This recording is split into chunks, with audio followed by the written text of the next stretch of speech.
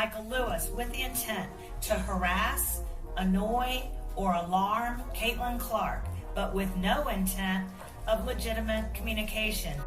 So, yeah, this is not something that is ideal. This is not something that anybody should have to want to talk about. This is not something that anyone should ever have to deal with if you're Caitlin Clark, and this is not something that anyone should have to go through. No one could believe it when the headline broke. A terrifying stalker who tormented one of basketball's brightest stars, Caitlin Clark, would serve less than 2 years for months of obsessive, life-altering threats. It felt like a twisted joke, the kind of story you hope is fake until it lands on your feed. All too real. After relentless harassment, fear, and sleepless nights for the Caitlin Clark and her family, the so-called justice handed down barely scratched the surface. He'd already spent most of his sentence behind bars awaiting trial, meaning his actual punishment is little more than a blip. 18 months and he walks. For fans, for Caitlin herself, it feels like a slap in the face. Are public figures just supposed to accept constant terror as the price of fame now? Is this the message the system really wants to send? Survive the ordeal? Watch your stalker get a minor timeout, then keep looking over your shoulder? The disbelief and frustration are everywhere. If this is protection, what hope is left for anyone in the spotlight? Got some breaking news in here, and it's rather disturbing. I mean, under the circumstances, we're talking about a real dangerous stalking situation. And now the stalker, it seems like, is getting off with what is being talked about as being a lenient sentence. Unbelievable. But the Caitlin Clark stalker is only getting a total of 2 years on this, and they're already giving him credit for time served. But what most people never saw was the true nightmare unfolding in the shadows, away from the public eye. The man wasn't just another faceless troll leaving random threats. He was a middle-aged predator who weaponized social media, turning every platform into a direct line of psychological warfare. He flooded Caitlin's DMs, her comment sections, even her team's posts with explicit, vile fantasies, messages that got darker and more aggressive with every passing week. He painted himself as her twisted soulmate, but what he really did was make her world smaller, scarier, filled with dread at every ping on her phone. The court eventually banned him from the internet, but everyone who's been through this knows digital terror leaves real-world scars. Turning off the notifications doesn't turn off the fear. For the victim, the anxiety lingers in every public appearance, every glance over her shoulder, every shadow in the crowd. A constant reminder that digital threats can leap into the real world without warning. Michael Lewis, 55, was charged with stalking back in January after sending a slew of sexually explicit messages towards the WNBA star beginning late last year. Jesus. Lewis has now been sentenced in Indianapolis to 2.5 years in prison, though he will only serve 18 more months.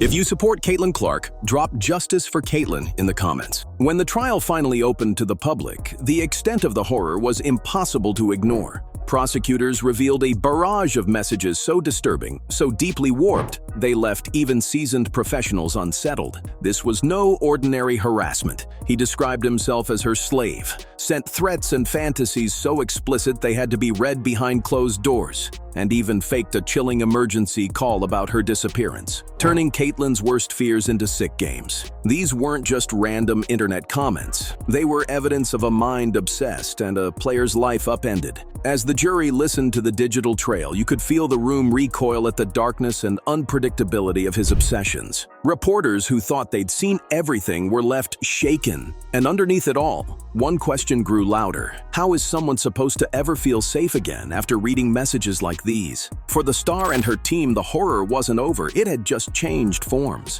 While staying in a hotel in Indianapolis, Lewis bombarded Clark with messages on X, writing on December 27th that he had sensual feelings for Clark, and saying on December 31 that he was going to himself for her. Oh man. Look at this effing guy. And there are the messages. Yikes. Lewis' behavior grew increasingly troublesome as he referred to himself as her slave in January, and also shared a chilling message regarding Clark. This is 911. What is your emergency? Caitlin fell in the snow and we can't find her anywhere. It's like she disappeared. Brass Monkey, that funky, whoa boy. He broke into the Beastie Boy. But this wasn't just an online nightmare. It spilled into the real world in a way that sent chills through everyone connected to the team. As soon as investigators traced the stalker to a hotel room in Indianapolis, everything changed. The line between digital harassment and real-life danger had been crossed. Suddenly, the FBI and local police weren't just tracking usernames. They were tracking footsteps, scanning crowds, and preparing for the worst. The player, her coaches, even arena security understood the stakes instantly. This was a person willing to cross the country and break every boundary just to get close. When the arrest finally came, it was a mix of relief and fresh anxiety. Sure, the immediate threat was contained, but nobody could shake the feeling that the worst-case scenario had been just one step away. The digital world and the real world had collided, and the system's ability to protect had already proven full of holes. Police ultimately made contact with Lewis on January 8th, reportedly after FBI staffers tracked down his messages to his hotel and another IP in the city. But even after the headlines faded, the fear never really left her life. Everything changed, sometimes in ways even close friends didn't notice at first. The walk from her apartment to the team bus, which used to be a casual stroll, became a tightly monitored routine, with security scanning every face in the crowd. She found herself checking over her shoulder more often, flinching at unexpected noises, and thinking twice before posting anything personal online. Every fan interaction, every handshake and selfie came with an unspoken risk. It wasn't just the obvious security, the bodyguard at her side, the careful scheduling of appearances, the backdoor exits after games, but the small things too. A quick trip to the grocery store now meant planning ahead, making sure someone else came along. Even inside her own team, everyone felt the shift. Coaches grew more protective. Teammates offered extra rides and checked in more often. The atmosphere at practices and games became more guarded, less carefree. The joy of meeting fans and celebrating big wins was now shadowed by the fear that one obsessed stranger could be lurking anywhere. For someone who once thrived on being open, accessible, and present in her community, it was like living behind invisible walls. The sense of safety that had always come with basketball was suddenly, heartbreakingly gone. The Fever star was described as being, quote, very fearful, and claimed to have changed her pattern of movement in public as a result. I have no doubt. Where was it that I just saw she made an appearance? And I swear she had like 6 bodyguards.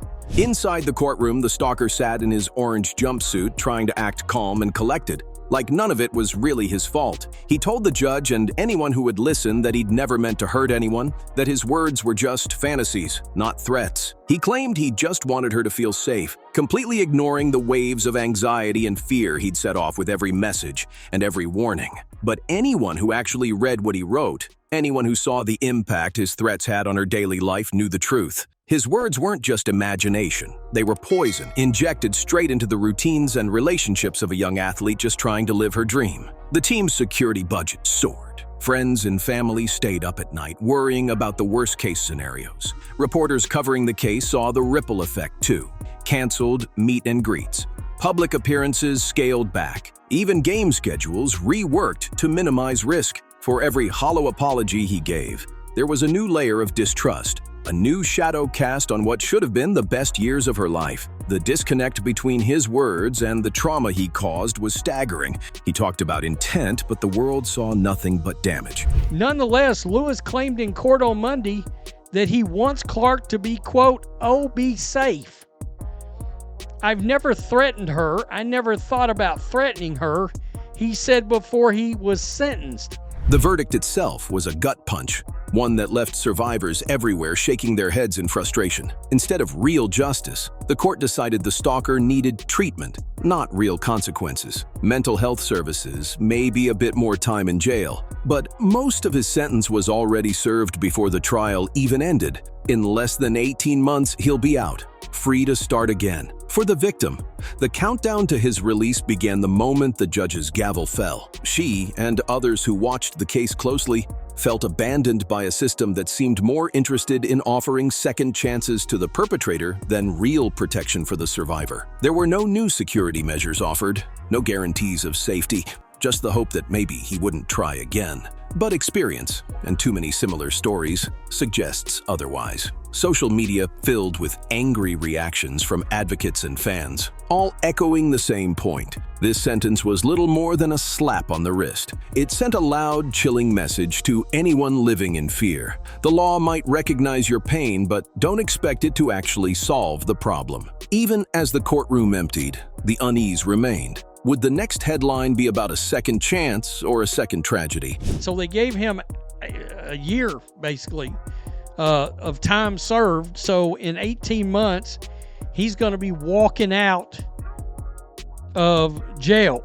And through all of it, the headlines, the trial, the whispers of doubt and waves of online hate, she just kept showing up. The weight on her shoulders was heavier than ever, playing through injuries, facing media scrutiny, fending off anonymous critics, and now dealing with the constant shadow of her stalker's eventual release. Every time she stepped onto the court, it was about more than basketball. It was a statement of defiance, a reminder that she refused to be defined by fear. Her stat lines weren't just numbers anymore. They were a visible form of resilience, a way to reclaim control over a life that had been shaken and threatened. The games became an escape, a place where she could channel all the anxiety, anger, and stress into something powerful and positive. But even the cheers and bright lights couldn't erase the exhaustion. Every point, every assist, every smile for the camera came with a hidden cost. The courage to keep playing, to keep living out loud in spite of everything, became its own victory. In a world that seemed determined to test her limits, she kept proving, game after game, day after day, that strength isn't just about what you do on the scoreboard, but how you keep standing when the rest of the world tries to knock you down.